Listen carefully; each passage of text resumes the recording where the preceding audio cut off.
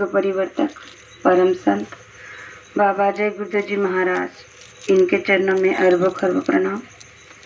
ईश्वर भगवान और उनकी दृश्य अदृश्य शक्तियों को भी कोटि कोटि प्रणाम। आदरणीय अन्ना जी, इनको भी मेरा प्रेम पूर्वक जय गुरुदेव। साथ ही साथ यहाँ पर उपस्थित खरदा गांव के सभी माता पिता भाई बहनों को और दूर दराज से आए हुए सभी माता पिता भाई बहनों को बड़े प्रेम के साथ जय गुरुदेव। सत्संग का निमित्त पता चल चुका है कि आज जिस भाई के शरीर छूटने के बाद 9 दिन हो रहे हैं, उसी पश्चात आज का सत्संग हो रहा है।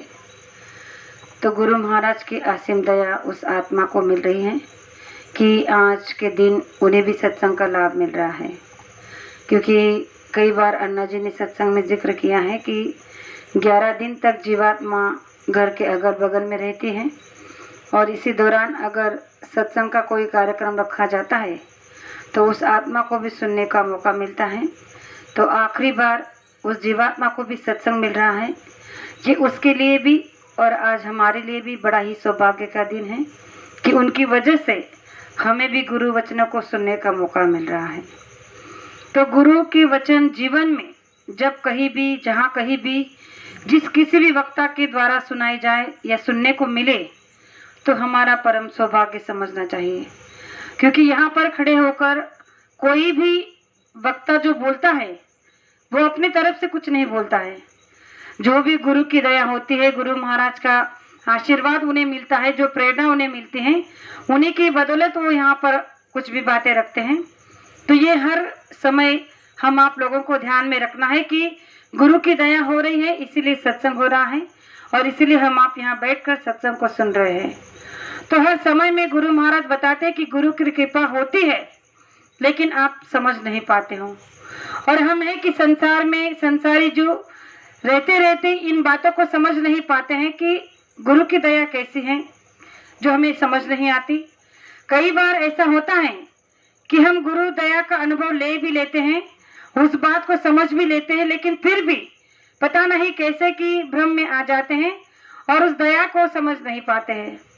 तो गुरु महाराज ने कहा कि ऐसा कोई जीव नहीं इस धरती पर कि जिसको मैंने नाम का दान दिया और उसके पश्चात जो वादा मैंने किया कि नाम का दान देने के बाद आपकी जीवात्मा की संभाल करूंगा और आप पर हर समय दुख तकलीफ संकट में मदद करूंगा, तो ये कभी नहीं हो सकता कि मैंने जो कहा है वो हुआ नहीं या हो नहीं सकता। क्योंकि ये हम आपके वचन नहीं हैं, ये कुलम कुल मालिक के वचन है। जिन्होंने कहा है वो करके ही रहते हैं। तो गुरु महाराज ने कहा कि हर बात प्रमाण के तौर पर रखी जाती है। तो एक बार का गुरु महाराज ने एक ऐसा उदाहरण देकर समझाने की कोशिश की कि जब भी कोई प्रेमी संसार में हो या आध्यात्मिक जीवन में जब विचार करता है तो उसके साथ में जो कुछ भी होता है वो गुरु की मर्जी से होता है, चाहे फिर वो अच्छा हो या बुरा हो।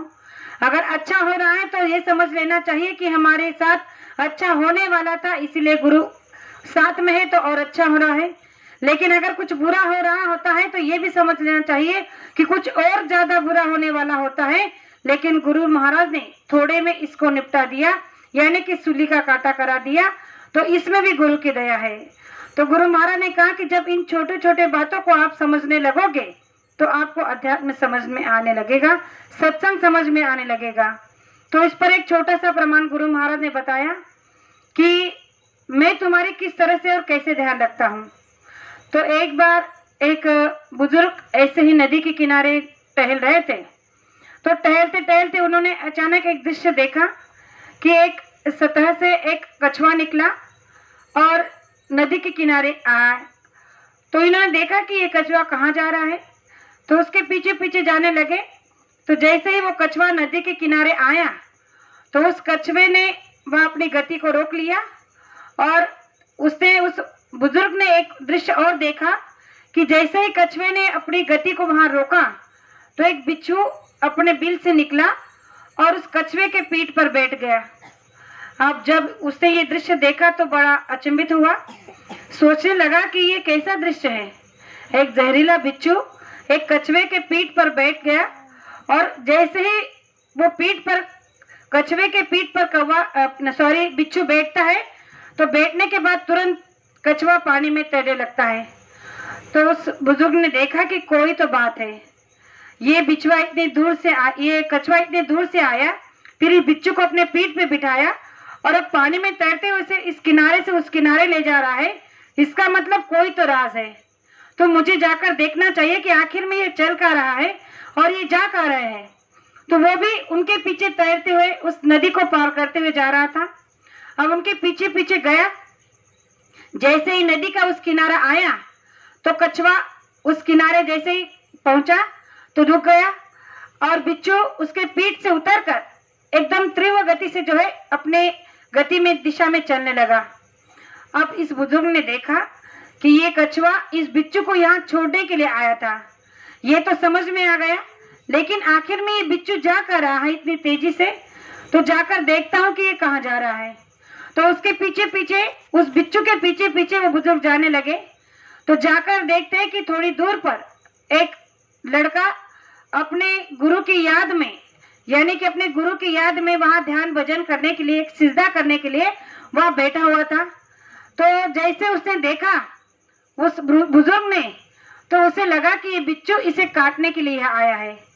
तो सोचने लगा कि अगर ये लड़का अपने मतलब गुरु की याद में यहाँ बैठा है, ध्यान भजन सुमिरन कर रहा है, और अगर ये बिच्छू जाकर उसे काट लेगा तो इसे जो दर्द होगा वो तो अलग है, लेकिन इसके जो पूजा पाठ चल रही है इसमें बाधा हो सकती है, और इससे पहले मैं इस बिच्छू को अपनी लाठी से जो मार देता हूँ।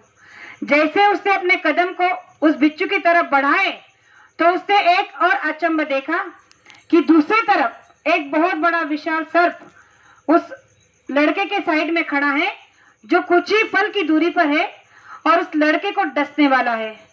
अब जब उसने देखा कि दूसरी तरफ एक सांप खड़ा है और उस लड़के को डस लेगा तो मैं क्या करूं, तो उसने और एक दृश्य देखा कि वो बिच्छू जो तेजी से उस लड़के की तरफ जा रहा था, तो उस लड़के की तरफ न जाते हुए उस सांप की तरफ गया और उसके शरीर पर उसने अपने डंक से इतने असंख्य वार किए कि वो बुजुर्ग बहुत देखते रह गए, और वार पे वार, डंक पे डंक मारता गया, डंक पे डंक मारता गया और अपना सारा जहर उस सांप में डाल दिया और सांप को वही मूर्छित कर दिया।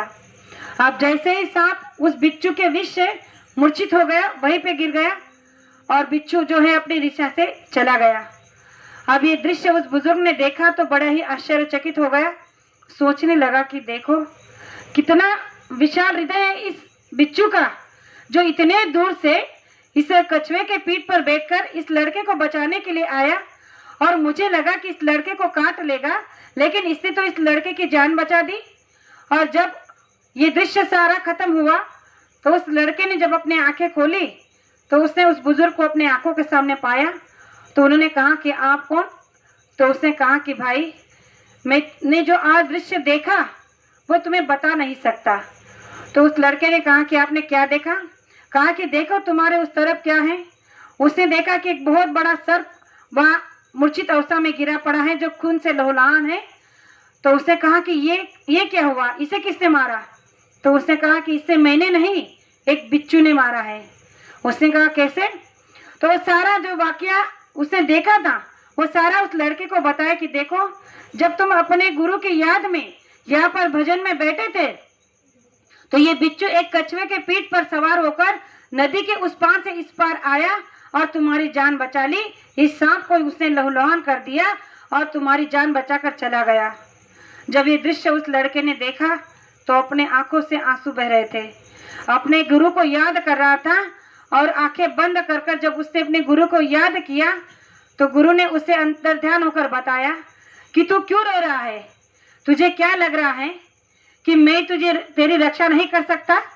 अरे एक अनजान आदमी अगर 1 मिनट में अपने विचार परिवर्तन कर सकता है, जो तुझे जानता भी नहीं था, फिर भी उसे लगा कि ये बिच्छू तुझे काट देगा तो अपनी लाठी से मारने के लिए तैयार हो गया।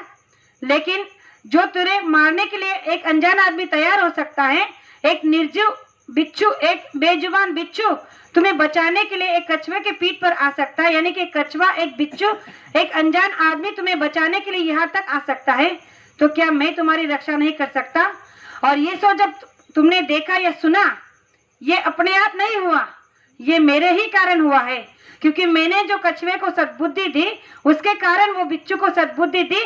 वो बिच्छू उस कछुए के पीठ पर आया और वो कछुए को जब उस इंसान ने देखा वो उसके पीछे पीछे आया, यानी कि ये सारा किया कराया तेरे गुरु का है। तो कहने का तात्पर्य है कि गुरु महाराज ऐसे ही हमारे अंग संग रहते हैं। जब भी हमारे जीवन में कोई छोटी बड़ी बात होती है, दुख तकलीफ संकट बीमारी आती है, तो हमारा मन जब डावाडोल हो जाता है या खुशी से ज्यादा आनंदित हो जाता है, तो इसके पीछे का सारा क्रेडिट, सारा का सारा जो श्रेय होता है, ये सारा गुरु को जाता है। लेकिन यहाँ भी हम भ्रम में आ जाते हैं कि कभी कभी हमें ये लगता है कि भाई मैंने कहा इसलिए हो गया, ये मैं कब से बोल रहा था कि ये ऐसा मत करो, ऐसा मत करो, लेकिन तुमने माना नहीं, तो देखो ऐसा हो गया। मैं कब से तुम्हें कह रहा था कि ऐसा करो, देखो ना ये हो गया। तो गुरु महाराज बताते कि तुम्हारे कहने से नहीं, ये मेरे कहने से हुआ, इसीलिए ऐसा हुआ। जो भ्रम तुम्हें हो गया कि तुम्हारे कहने से हुआ, इसे तुम अपने दिमाग से निकाल दो। तो गुरु की कृपा हमेशा हम पर हर पल होती रहती है, केवल उसे महसूस करना, अनुभव करना हमारे ऊपर होता है। तो उसे कैसा महसूस करना है, कैसा अनुभव करना, ये हम आपको अब तय करना है। तो ज़्यादा समय न लेते हुए मैं आप सभी से यही बार बार विनती करना चाहूँगी कि गुरु महाराज की हम सभी जीवों पर, संसार का कोई जीव ऐसा नहीं है कि किस पर दया नहीं है, सभी पर एकदम बराबर दया है, लेकिन समझना ना समझना हमारे ऊपर है।